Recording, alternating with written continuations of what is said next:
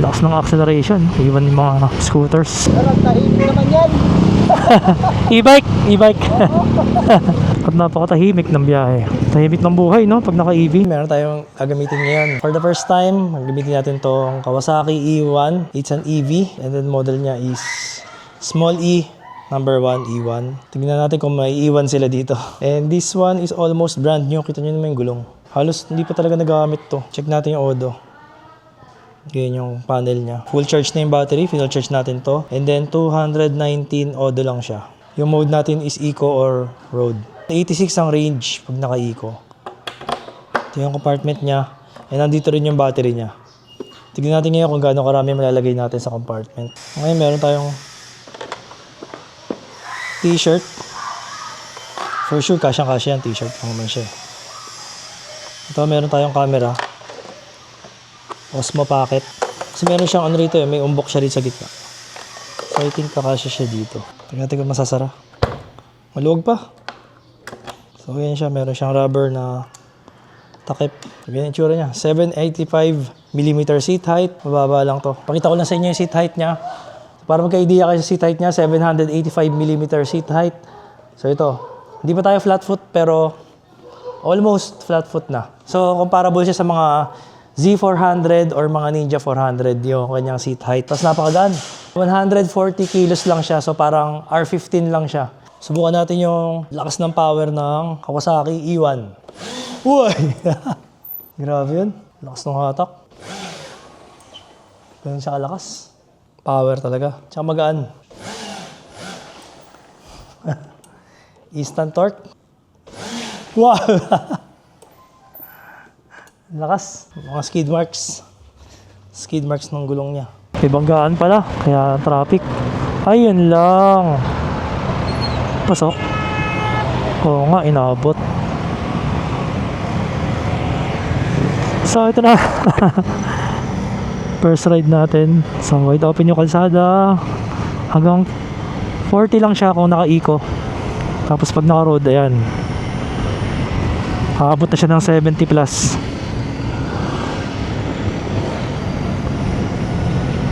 Kaya lang, pagka nag-road ka naman, drastically, yung range niya, bumababa na siya.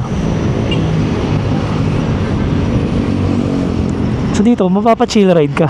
Kasi, alam mo, bumaba yung range. So minsan, ang ginagawa ko na lang, nag-eco mode na lang ako para mas makatipid.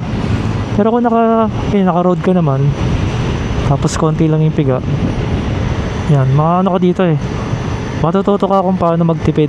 So gusto rin kasi natin malaman kung hanggang saan tayo aabot. So sana nakauwi naman tayo, no? So ang destination lang naman natin today is SEC Moto Supply Caloocan. Tapos magdi-deliver tayo ng riding gear sa City Hall sa Caloocan. Tapos diretso na tayo ng event ng G-Ren and Forest One and Time Bike. So later kapag wide open, bigyan natin ng isang e-boost. Sasabi yung e-boost daw hanggang 15 seconds na matulin, kaya niya ang mag 100 km per hour. Doon nakapanibago, no? Sobrang tahimik. So pagka traffic, nilagay na lang natin sa eco para malalayo yung range natin. Actually sakto na yung power niya kasi kung matakbo siya ng 70 plus sa road, goods na yun. Kaya isang bakbak maluwag, no? Uphill, matakbo siya ng mga 50 plus. Hindi pa ako naka full throttle niya, no?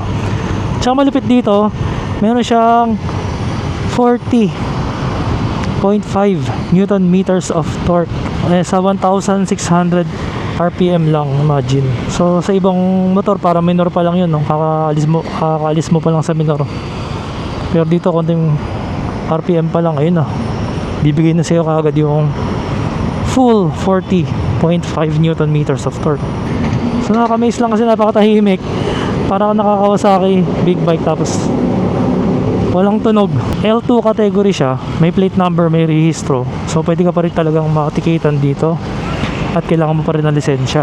Yan, yung mga, alam ko yung mga L1 category, yung hindi mo pa kailangan ng lisensya pero hindi mo pa rin yata marirehistro. Not sure lang Hindi kasi talaga ako maalam sa e-bike So sa mga nakakaalam po, correct me if I'm wrong, doon sa L1 category. So hindi pa tayo bihasa sa mga e-bike. Ayan, syempre dito Skyway, magandaan dyan. Hindi nga pala to expressway legal. So sayang lang, no? Sana ang ginawa ni Kawasaki, ginawa niya ng expressway legal. Yun na lang ang kulang dito. Kung ito naging expressway legal, nako, sigurado maraming kukuha nito. Yan. So pag ganito, balik tayo sa eco mode para makatipid tayo sa battery. So we are riding the Kawasaki E1 EV electric motorcycle, and napakagaan, sarap, at napakalakas ng torque with 40.5 Newton meters of torque sa 1,600 RPM lamang. Overtaking easy, pero kailangan lagay mo sa hindi pa wala naka-road nun, naka-overtake na siya. Lagay mo sa road para mas madali ka maka-overtake. Oy, lakas ng torque pag naka-road, oh. Sumisibat. Dito tayo sa 10th Avenue. Kaya nakakatawa lang, diba? So mamaya pakita natin kay boss kung ano masasabi niya sa Kawasaki EV. Pa-testing natin sa kanya. Okay, may power to overtake.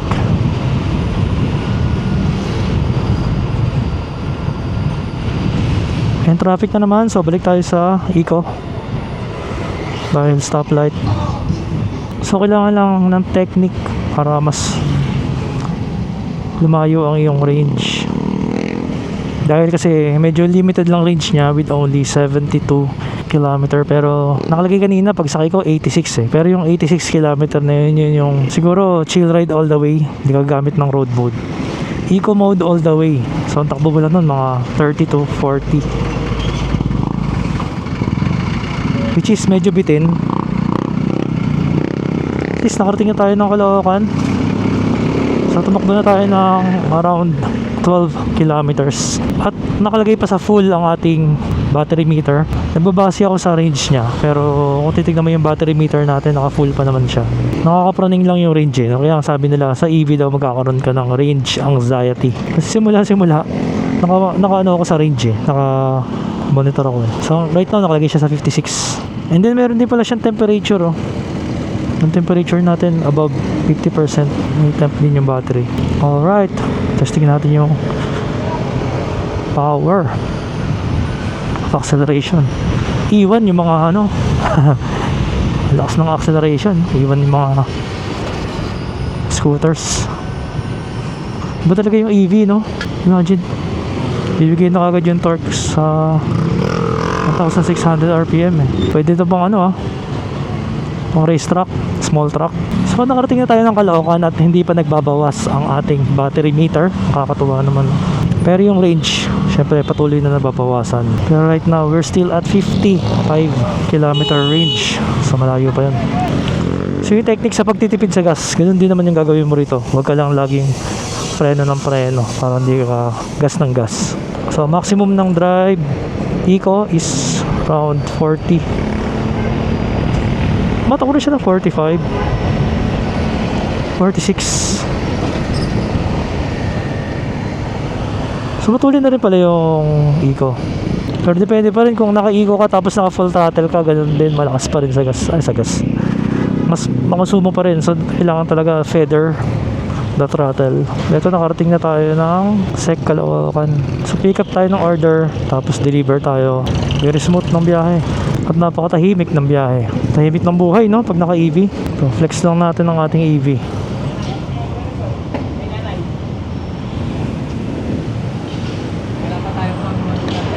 Dito tayo kagad sa SEC Moto Supply at walang kapagod-pagod. Napakagaan, eh. Ang sarap. Mga katingin, sarap.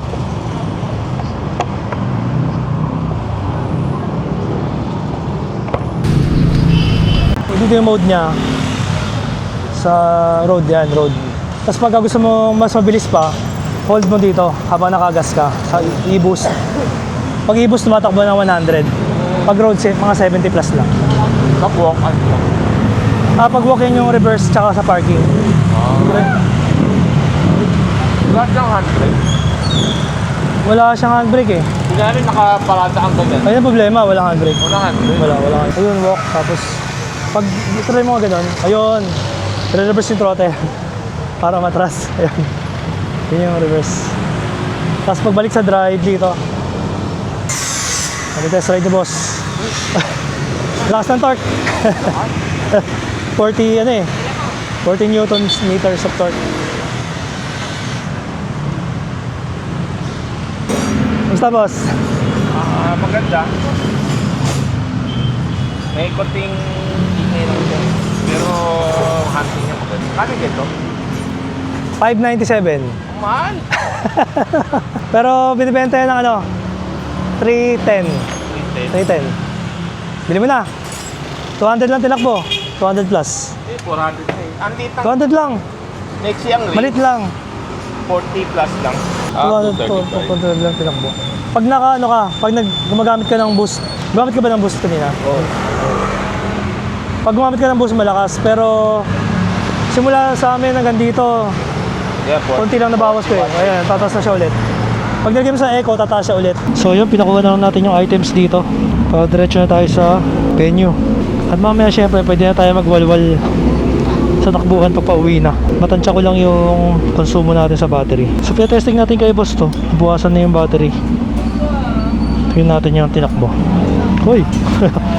Nakagulat yung reverse eh. Lakas kasi ng torque niya, so meron siyang walk mode. Hoy. Parang hindi ka mabigla sa torque niya. Pero malakas pa rin yung torque kahit naka-walk. Ayun. So konti lang naman nabawas. Ginamit ni boss kanina mga 7 kilometer range lang nabawas. So ito nagbawas na tayo ng 1 bar.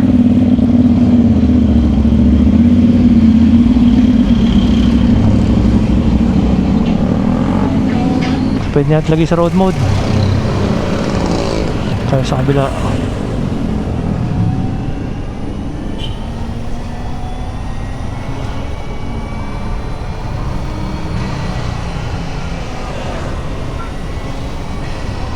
In fairness napakasarap niya gamitin. Parang alam mo yan, parang kakaiba yung pakiramdam eh. Parang kakaibang excitement yung nararamdaman mo sa kanya. Sana lang later on meron tayong makilala na marunong mag-upgrade ng battery or kayang mag-upgrade. So walang problema na yung kanyang power. So yung range na lang sana kung ma-upgrade yung battery. Malaking bagay na yun.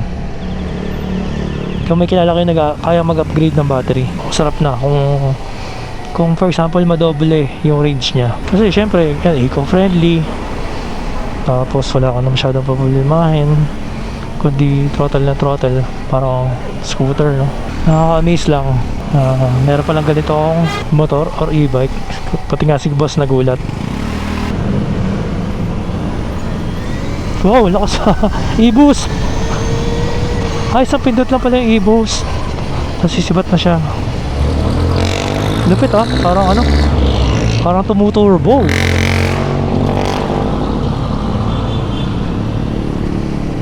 So isang pindot lang siya and good for 15 seconds yun, yung e-boost na yun. Galing.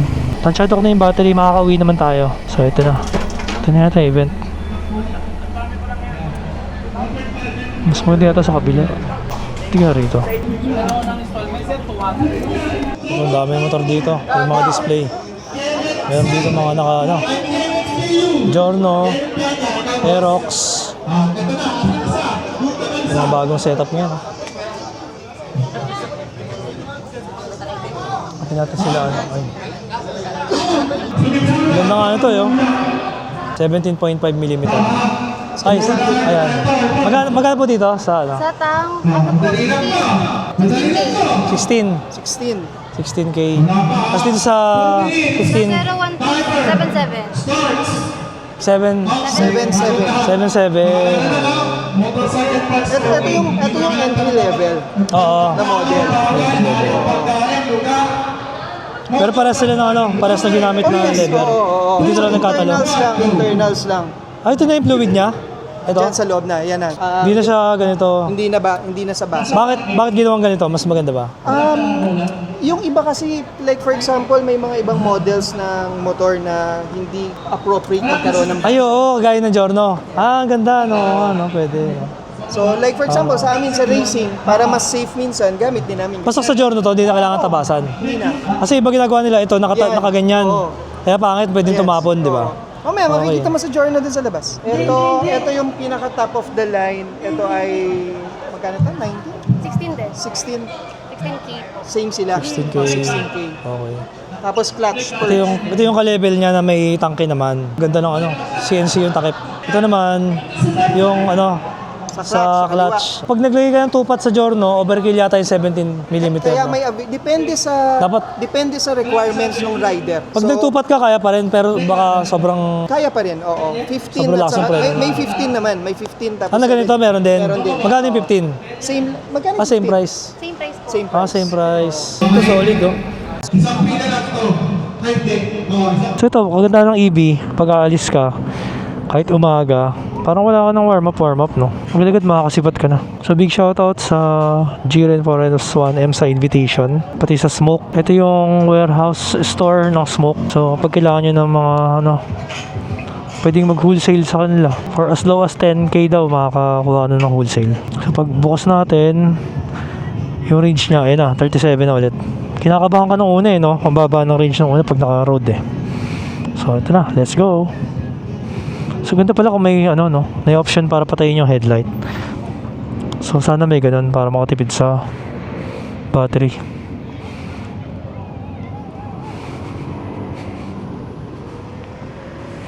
So agad-agad makaka-alis ka na. Yan advantage ng naka-electric. So pag ganito naririnig mo yung tunog, no?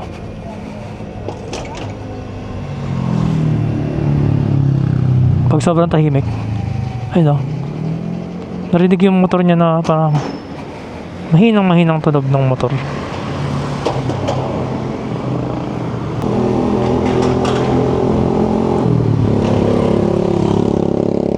Sarap lang pag tahimik, no? Mas parang na-enjoy mo siya, yung nature. So umalis tayo around 219 kilometers right now. Naka 237 na tayo. So mga 18 kilometers lang tinatakbo natin. 39 kilometer of range. So halo-halo na yung ginawa natin kanina. Tapos si boss tinesting niya kanina, gumamit siya ng e-boost and full throttle all the way. Along the way papunta, tinry natin yung chill riding. Kung banayad ka lang sa throttle, tumataas yung kanyang range. Kung doon sa battery gauge niya, nakaka 1 bar pa lang nababawas natin. So balik eco pagka stop. Pinatay mo tong kill switch, neutral siya. Kahit pag throttle ka, hindi siya under. Alright, let's go. Lakas ng arangkada. Isang piga mo lang, yun na.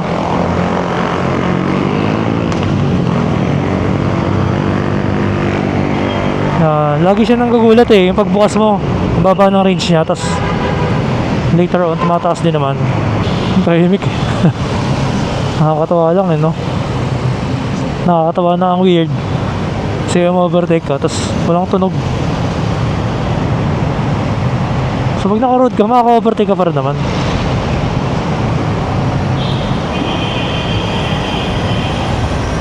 Kaya pa. Ganun siya power to overtake. Sarap ng hatak.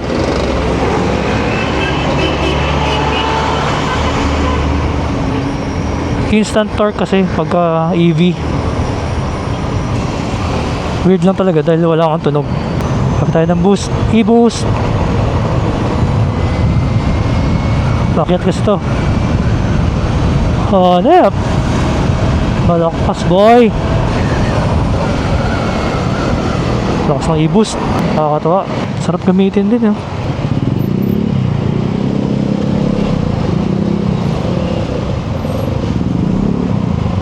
Sarap, tahimik naman yan. E-bike. Walang tunog. Ano napansin ni boss na nakakim ko?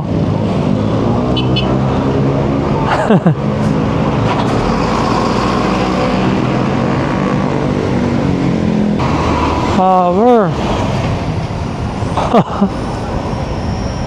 Sarap. Nakaka-enjoy din siya, no? Gusto mo ng katahimikan, walang vibration, smooth na smooth. Hindi ka makakalay kasi walang... Kung nakatira ka sa subdivision na tahimik, ayaw ng mga kapitbahay mo na maingay. Or simply gusto mo talaga mag-ikot-ikot na walang kaingay-ingay. Kung mga motor mo kargado, no, maganda. Ito yung pinaka ano mo, second bike na pang ikot-ikot na walang kaingay-ingay, no? Tsaka handling wise, napaka-stable. Kasi nga, chassis ng big bike to, no? So ito, nagbawas na tayo, 2 bars na yung nabawas natin. Pero pauwi na naman tayo, kaya okay lang. So gagamitan ko na to ng e-boost.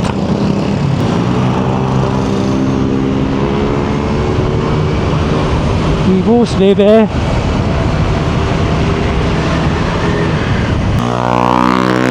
Palit mo, manong.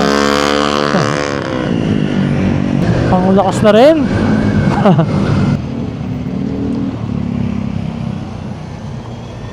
Nakakatawa pag sa looban magulat sila tahimik. So kanina dun sa tambike, nagulat sila na ang dala ko is Kawasaki e-bike. First time nila nakakita ng Kawasaki e-bike Handling niya pang big bike kaya talagang ano ka, may confidence ka, no? Feeling ko meron siyang ano, yung regenerative braking kasi parang meron siyang engine brake Sarap. Walang kapagod-pagod at stress kasi nga walang maingay na naririnig, walang vibration. E-boost. Tuloy ng e-boost. So kung sabihin mo 100 lang yung top speed, mabilis naman kasing kunin. So pag naka-road ka at hindi ka naka-e-boost, ito yung sagad niya mga 70, around 70. Perfect to para sa mga gusto ng e-bike, kakaiba at marami kang pera. At I'm sure merong modification para mapataas pa yung range niya. At maganda siyang conversation starter para sa mga tropa-tropa, sa mga tambike, or simply pang araw-araw mo, pang service, pang daily, pwede. Basta hindi lang sobrang layo. So para sa akin, medyo mahal siya, medyo pricey para sa kanyang specs and capability. Pero kagandahan naman yan, available siya sa Katingin Bikes for half the price. So ang brand new nito is 597,000 ang bili ni first owner. And binibenta na lang to for only 310,000. So umabot ka na sa part ng video nito, baka pwedeng paki-like and subscribe naman sa ating channel para mas makagawa pa tayo ng mas malilipit na content kagaya nito at quality syempre. So abangan nyo pa iba nating reviews and builds. Instant torque, baby.